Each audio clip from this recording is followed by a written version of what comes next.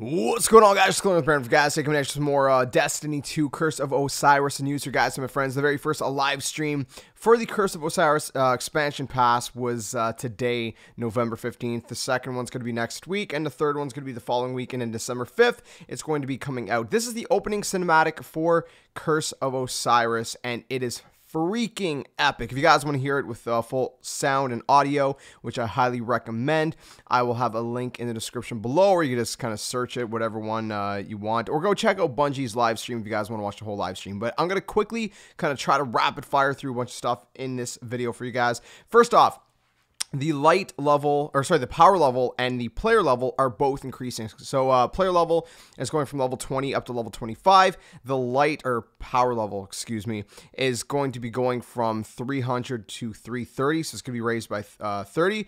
Or if you have mods on, you can get up to 335. Now, they also did a little bit of a tour of the Lighthouse. If you guys were not fortunate enough to visit the Lighthouse in Destiny 1 from going flawless in Trials of Osiris, you're going to be able to visit it now. And even if you did go flawless like I did a ton of times, I'm not trying to boast, but it was a lot of fun.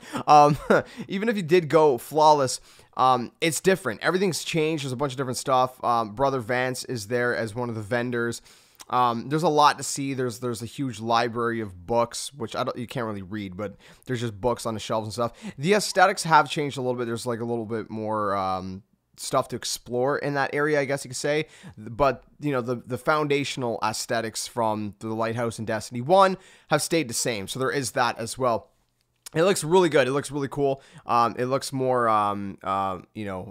kind of lived in now, like people are living there, you know, whereas in Destiny 1 it looked like it was just abandoned. There was no one really there. It was just you. So there's actually people living there now, which is super cool. A bunch of people, and there's a lot of cool stuff to see. There's actually this sort of machine now. I can't go too much in detail because I don't understand it completely, but basically this machine where I guess you throughout the campaign of Curse of Osiris, you're going to be collecting some kind of weapon parts of some sort, and you can forge weapons in this, I guess, sort of machine or whatever. I guess that's kind of like the premises or the basis of it. If you guys, understand it more than I do, leave a comment down below. But basically, post-game, there's going to be a bunch of different activities. There's this like kind of ring that has these circles around it. I don't know how to explain it better than that. Basically, there's like a ring, and there's like these individual kind of circles with like these emblems on it. And each one represents an activity post-game, or post-campaign rather, post-story, which you can go and you can then, earn a specific weapon for each activity. So there's about like at least probably I want to say like 10 of these little like icons and stuff. So I guess there's gonna be 10 different activities that can all give you like different weapons, things like that. You could forge different weapons from those activities, so that is pretty cool as well. Now the really cool thing is in the Lighthouse there's a teleporter that will take you right into Mercury itself. So we've never been in Mercury itself besides the Lighthouse. So if you go through this teleporter, it'll bring you to kind of the world of Mercury for you to like explore, and there's a bunch of enemies there and stuff. Mercury is actually really close to the Almighty, which again, spoiler alert, was in the campaign. And there's a few Red Legion survivors from that part of the campaign. And again, because the Almighty is so close to Mercury, you will encounter some Red Legion Cabal on Mercury, as well as of course Vex, because the Vex are basically trying to take over Mercury. Mercury used to be a lush environment, but it's now kind of barren, if you will, because the Vex have kind of mechanicalized. I don't know the word I'm looking for. Mechanicalized. I think that's the word. No, not mechanicized. Mechanicalized everything. They basically made it a mechanical world, right? That's kind of what they do. They're all about mechanical stuff, and so that's kind of what they did. And now the world is barren. So it's a really nice world, though. Even though it's kind of barren and stuff like that, it's still a really nice environment from what I've seen. There's some pretty crazy kind of like I guess sort of like Egyptian influence, as you can see with Osiris himself and even his ghost, which by the way is the first ever ghost besides our ghost to actually talk, and also the first female ghost as well, which is pretty crazy. And so it all has like a lot of Egyptian influence and kind of aesthetics, if you will, which is really cool to see. it has a nice environment. And so Mercury, you're going to see like all these different kinds of like Vex statues and kind of, you know, pillars and structures that kind of have that Egyptian kind of theme to it, if you will. And then lastly, really quick, as far as new raid content, they did touch on that, my friends.